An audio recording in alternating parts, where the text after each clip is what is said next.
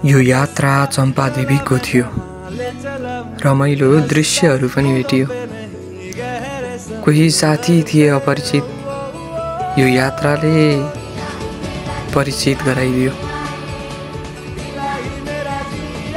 हामी जान त 7 जनाको ग्रुपमा गएका थियौँ, तर आधा आधी गन्तव्यमा पुगिसकेपछि हामी घर फर्कने क्रममा 2वटा साथी हराइदियो, किनभने उनीहरू छुट्टै स्वभावका थिए,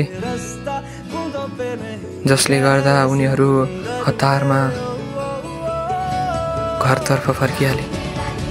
हामी भने 5 जना सँगै यात्रा तय गर्यौं। फोटो खिच्न अनि दृश्यहरू हेर्नमा हामी मग्न भए, अनि हामी घरतर्फ फर्क्यौं। यात्राहरू सँगाल्दै अँगाल्दै